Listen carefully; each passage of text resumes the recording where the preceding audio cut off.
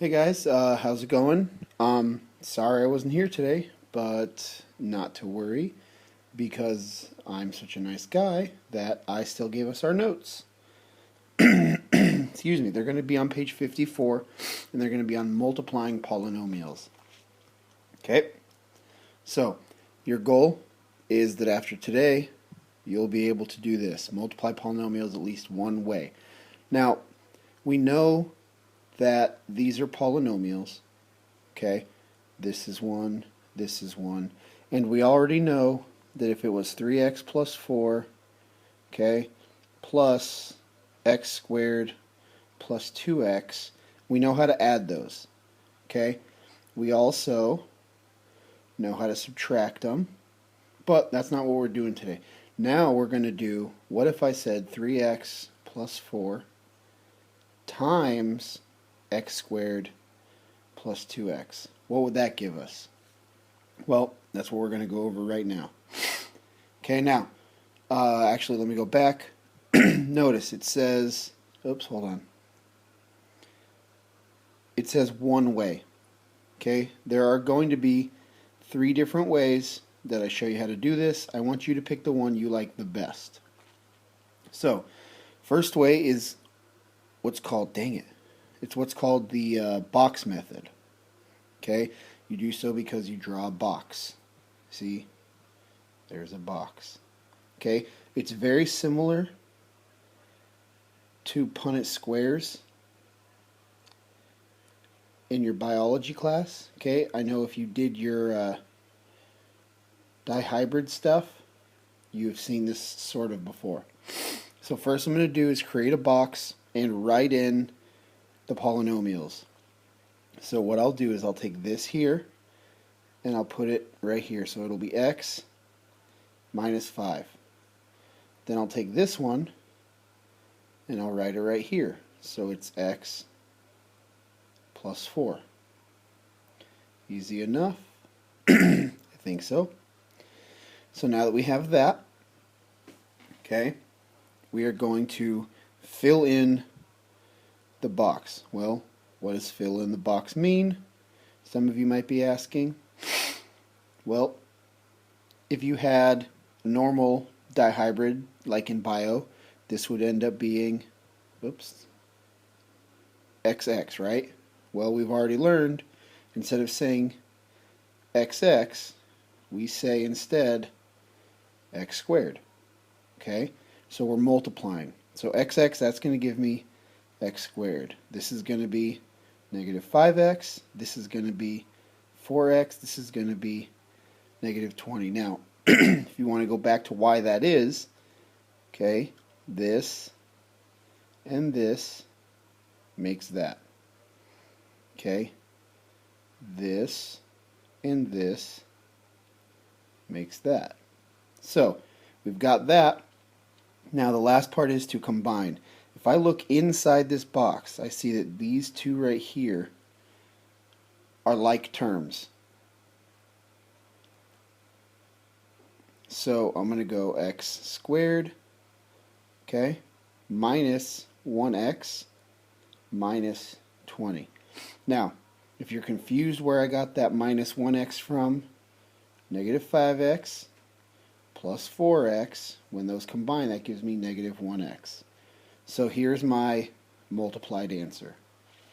I think that's pretty easy. Let's go to the next way to try it. Okay, the next way is the distribution method. Okay, we know, let's pretend that this is gone. Okay, we know here all I'd have to do is go whoop, whoop, just like that. Okay, well, this is the same exact idea. Okay, so I've got 2x minus 6 times 3x plus 1. So I go whoop whoop with the first part. What that means is I take this, I go whoop, whoop. So 2x whoop times 3x is going to be 6x squared. Okay, whoop, that part is going to be plus 2x. I think that's easy enough, don't you? Okay, now we go whoop whoop with the second part. So I'm going to rewrite it. So it's going to be 2x minus 6 times 3x plus 1. I take this and I go whoop, whoop, just like that. Well, the first one is going to be negative 18x. The second one, whoop, is going to be negative 6. So when I write out my whole answer, it's going to be 6x squared plus 2x minus 18x minus 6. Now, I see that these are like terms, so they're going to combine. I'm going to erase some of this so that there's room. Okay? And when they combine, it's going to give me 6x squared minus 16x minus 6. And that's my answer. Okay, now for the last one. The column method. Okay, they call it the column method. I like calling it the old school multiplying method. Okay, and here's why. You set it up like an old school multiplication problem. Let's say that I wanted to do 32 times 14. Well, if you go back to elementary school, they would say go 32 times 14 like that, right? And go 8, 12, put a 0 there, 2, 3, and it gives you 4, 4, 8. Okay? Well, that's sort of the same idea. We're going to set it up like an old school problem. So I'm going to go 3x plus 2, and then I'm going to say x minus 4, and I'm going to multiply. Now, it says multiply like old school. So what that means is I go negative 4 times 2 is negative 8. Negative 4 times 3x is negative 12x. Now, like I did with my old multiplication, okay, I put a 0 here, and now I say x times 2, x times 2 is 2x, and x times x is 4x squared. Now, I combine and write out my answer. And if you look, it lines up just like it would with an old multiplication problem. That's going to be a negative 8, that's going to be a negative 10x, and then that's going to be 4x squared. There's my answer. Okay? Now, these are a little bit trickier. Now, how would I solve these? Remember, this guy, let's go back. This guy right, darn it. This guy right here means I multiply it twice. So it's going to be x plus 5 times x plus 5. Now I can do any of the ways I want. Okay?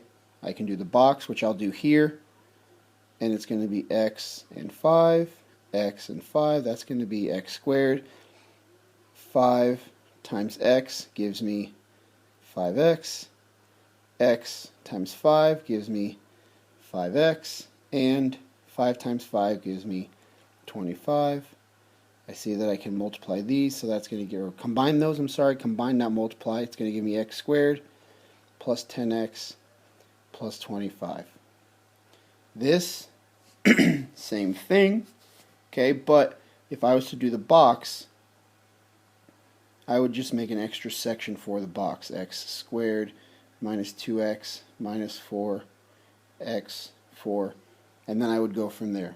Okay, we're going to go over this tomorrow. Hopefully, if you have any questions, you'll be able to ask them then. See you then.